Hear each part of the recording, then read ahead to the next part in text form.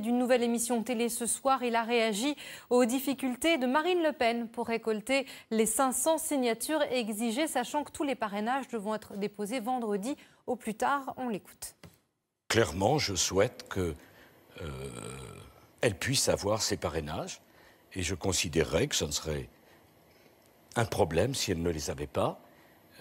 Je pense depuis longtemps que les gens qui votent pour le Front National votent pour ce parti, non pas parce qu'ils croient dans leur solution, n'en ont aucune, mais parce que c'est un cri de colère.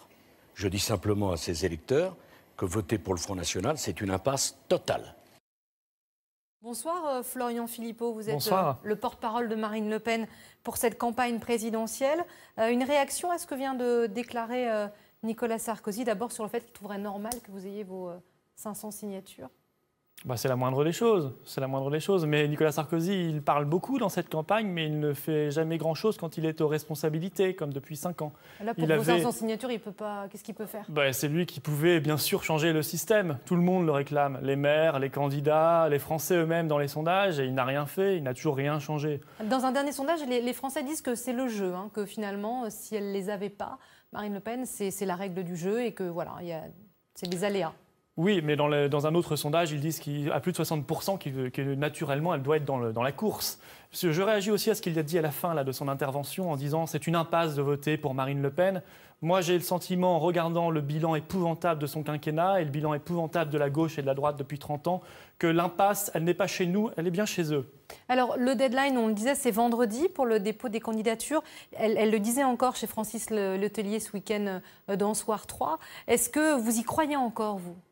Bien sûr que j'y crois, bien sûr. Je crois en la démocratie, vous allez en les la avoir République. Dès que nous les aurons, si nous les avons, Marine Le Pen le fera savoir aux Français dans la minute. Elle s'y est toujours engagée. Il vous en manque toujours une quinzaine? Pour l'instant, une douzaine ce soir, effectivement. Alors, renforcer les frontières européennes, le protectionnisme européen, est-ce que le candidat Sarkozy est en train d'assécher vos terres électorales? Mais Nicolas Sarkozy, il refait comme en 2007, c'est-à-dire qu'il refait... Ça avait plutôt bien marché. Oui, mais à l'époque, il n'y avait pas encore eu un quinquennat, un bilan. Là, contrairement à ce qu'il pense, les Français ne sont pas dupes. Ils ont bien vu qu'il avait fait strictement l'inverse de ce qu'il promet de nouveau cette fois-ci, parce que beaucoup de ses promesses étaient déjà présentes dans sa campagne en 2007, voire ont été réitérées encore l'an dernier, concernant Schengen par exemple. Bon, écoutez, moi, je ne vais pas commenter les promesses de Nicolas Sarkozy. On a le sentiment qu'il patine, alors il essaie de refaire toujours les mêmes promesses, mais je voudrais quand même signaler à vos téléspectateurs qu'en parallèle de cet appel à une nouvelle Europe, personne n'y croit, hein, au passage, il est en train de signer et de ratifier 2 nouveaux traités européens avec la complicité du Parti socialiste, le mécanisme européen de stabilité et le traité de discipline budgétaire, qui consacrent l'Europe allemande et l'Europe de l'austérité et l'Europe ultralibérale, alors qu'il cesse de promettre, qu'il cesse d'enfumer, qu'il cesse de faire croire aux Français qu'il fera demain ce qu'il n'a pas fait hier, parce que ça n'est pas correct, ça n'est pas respecter ce qu'on attend d'un responsable politique, c'est-à-dire la sincérité. On observe une stagnation de votre parti dans les derniers sondages.